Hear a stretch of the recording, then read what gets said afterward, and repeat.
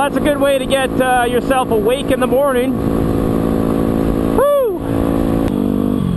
It was a sphincter rating of I am awake right now, although, however, I am a little bit uptight in the nether regions. I'm pretty sure that will loosen up probably around lunchtime. Yeah, I thought we were going to have a little bit of a close encounter with the deer.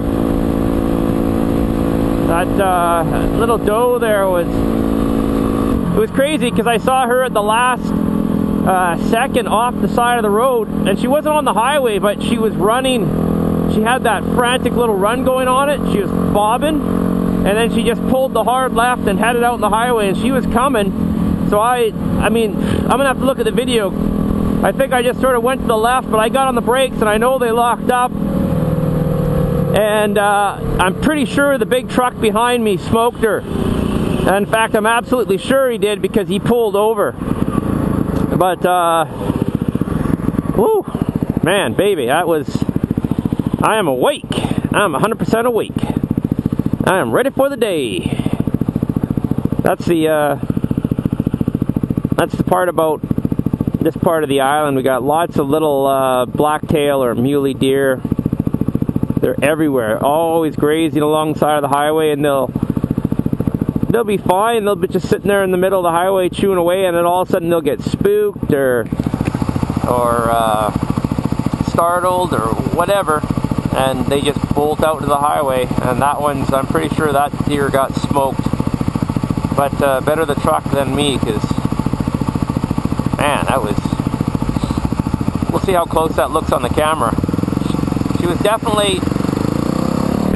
definitely in the slow lane and making her way to my lane when I went around her. So that's my morning. How was your morning? How was your coffee? Your donut? Your little fluffy little croissant? Was it good? Yeah. Yeah. You know, it's one thing to smoke a deer in a car, and I've never done that actually all my life. I can only imagine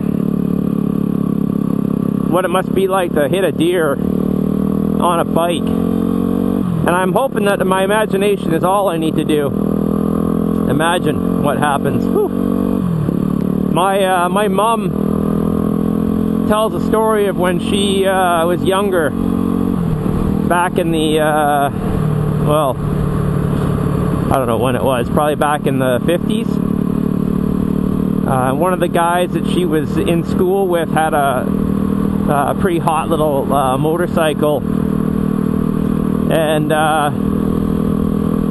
he was whipping down this road in Nanaimo, Jinglepot Road. If any of you are Nanaimoites, highly doubt it, but perhaps somebody out there is. And a woman on her horse were crossing the road,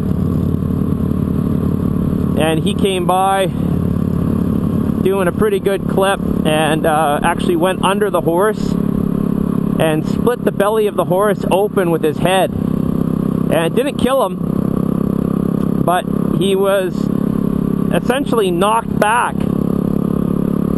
to the age of like 8 or something like that. It was just, and I remember seeing this guy as I was growing up, an older guy. He would be around. He'd always wear his he's always wearing suspenders, coveralls, and that sort of thing. And of course the kids in the neighborhood, we never knew who he really was. We heard the stories, we never talked to him or anything. So yeah, sketchy stuff. Oh look, a Harley rider in front of me. I love Harley riders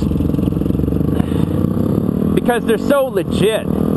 Too legit to quit. Hey, I'm a Harley rider. I ride a Harley. I'm legit, man.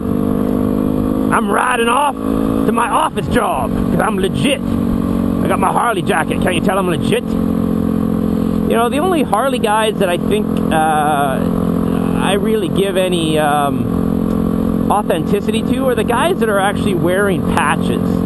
And not that I support that sort of thing. after all, they are just businessmen who enjoy, you know, motorcycles. But those are the only guys that I can understand their,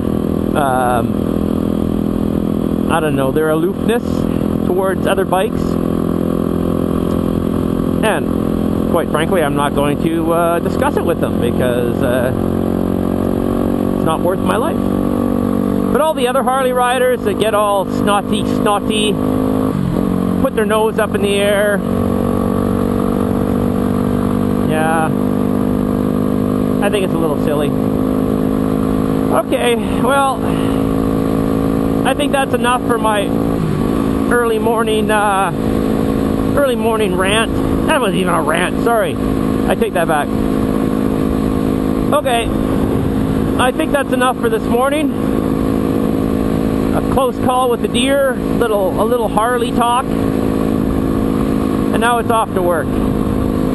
I will talk to you guys later. Take it easy. And watch out for deer.